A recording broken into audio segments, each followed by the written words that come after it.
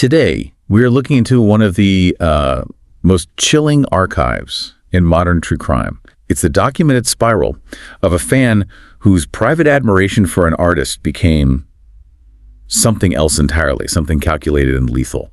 We're focusing on the tragic and, frankly, deeply unsettling case of Ricardo López and his obsession with the Icelandic artist Björk.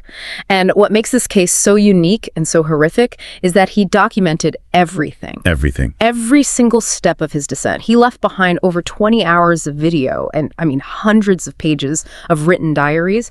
It's an intimate record of a mind coming apart. So our mission today is to trace that descent using his own words, his own videos as our main source. Yeah. It's a really shocking look at how profound personal insecurity can just warp into this violent sense of entitlement. You know, it's almost perfectly framed by one of Björk's own songs, Human Behavior. Right. The lyrics are all about the confusing, illogical nature of human actions. And that sense of total illogic is exactly what we're about to explore here. So let's set the scene. It's September 16th, 1996. Hollywood, Florida. It's about 7 o'clock in the morning. A building manager notices a really pungent, noxious odor coming from one of the apartments. And not just a smell, there was also this strange liquid seeping out from under the door. So they call the police. As they should. And when authorities force their way in, the scene they find is just bizarre and gruesome. They discover the decomposed body of a man, nude from the waist up. He's later identified as 21-year-old Ricardo López. He'd been dead for several days. The cause of death seemed to be an apparent suicide. There was a .38 revolver still in his hand.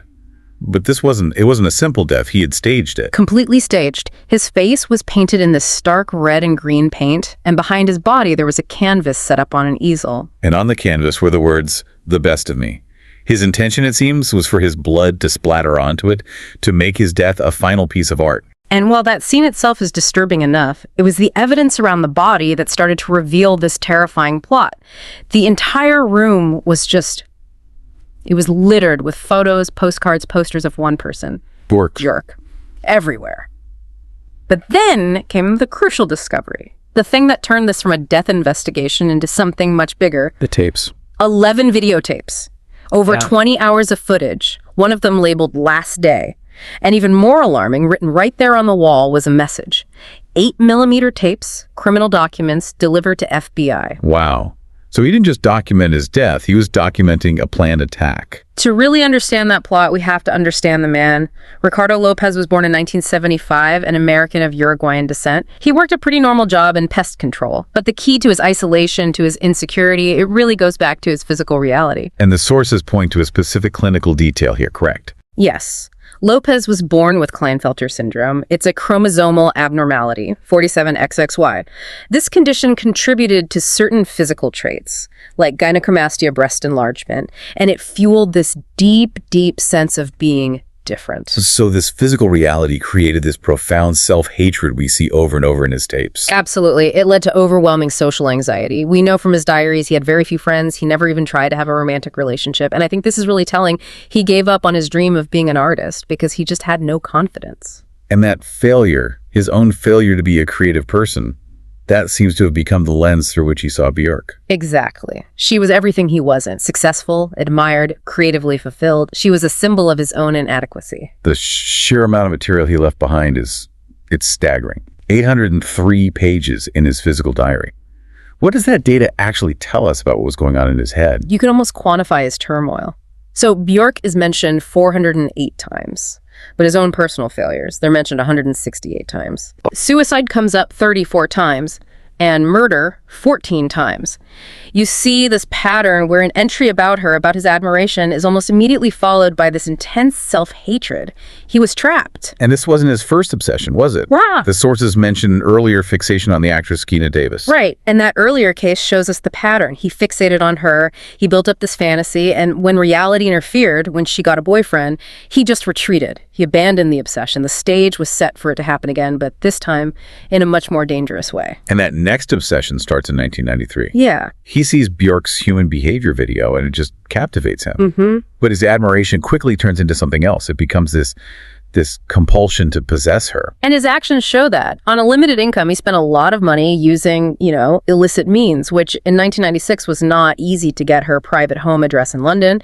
He was crossing the line from passive fantasy into active stalking. In the videos, he claims he wasn't sexually interested in her, but his fantasies were still incredibly disturbing and possessive. He talked about her physique, her sexual past. How do we square that? Because it wasn't about a relationship. It was about control. It was about owning her narrative, her purity. I mean, the most revealing fantasy he had was wanting to chemically freeze himself. He even referenced Captain America. Wait, really? To freeze himself? Yes, to stay young for her, so that even as she aged, he would remain this perfect young man that she couldn't reject. His desperation wasn't for love, it was a desire to stop time and preserve this perfect, static image he had of her. And he even made a sculpture of her, right? A half-body bust in his apartment. Making her a physical thing he could see and control. But this all stayed as a fantasy until a specific trigger pushed him towards actual violence. And that trigger was him finding out that Björk was dating the Black English producer, Goldie. The reaction on the tape is just. It's immediate and it's explosive. And this isn't just jealousy. The rage is explicitly racist. It is. He felt personally betrayed. He says on tape that she must pay, that she has to be punished for choosing a black man over someone like him, a white Uruguayan American. It really reveals the warped entitlement at the core of all this. And the tragic irony here is that by this point, their relationship was already over. He had no idea. He was so isolated from reality that his entire motivation for violence was based on outdated, false information fueled by his own racism. So the planning starts immediately. His first idea was incredibly dark, and it really reflects the social prejudices of the mid-90s. Using an HIV-infected needle to infect her, he even got a book, Anatomy of a Stalker, to research tactical ways to do it and get away. But he gave up on that plan. Yeah, the logistics of getting and, keeping the virus viable were just too difficult. So he moved on to his final plan, an acid bomb. A highly corrosive acid bomb. And he disguised it inside a thick, hollowed-out book that was meant to look like a Hollywood screenplay. And this is a critical distinction. The goal wasn't to kill her instantly. His twisted goal was for disfigurement, for shame, for public humiliation. He wanted her to carry the physical and psychological scars of him forever. He even hoped the acid would harm her young son. That choice. Choosing disfigurement over death. It just reveals the depth of his sadism. This was all retribution for a personal rejection that never even happened. It was all in his head. And the final video diaries, tapes 7 and 8, they captured just how meticulous he was. He shaves his head, says he's gaining a new self. He carefully builds the acid mechanism inside the book. Wraps it like a gift with a red bow and mails it to her London address. This is 4 days before he takes his own life. He was completely committed to this violent final performance. Which brings us to the final haunting tape. He paints his face red and green. He sets up that The Best of Me canvas, and he films himself dancing. Just bizarrely dancing to Björk's song, I Remember You. He gives a final monologue to the camera, shows the .38 revolver, and the moment the song ends, he commits suicide. But mercifully, the very thing he created to document his plan was also his undoing. Exactly. The police, alerted by the specific warnings about the bomb in his diaries, were able to track the package. It was intercepted at a South London postal facility. Experts were called in, and they safely dismantled the acid bomb. No one was hurt. It was an incredibly close call.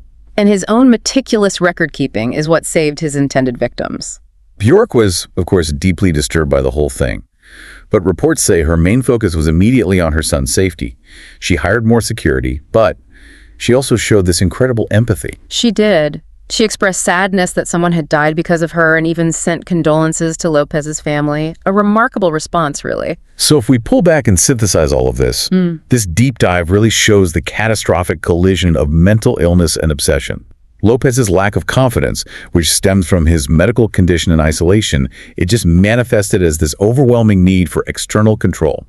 And that whole 803-page diary, it's a painful record of red flags. I mean, all these plans for suicide, for murder, they were all there, but they were missed.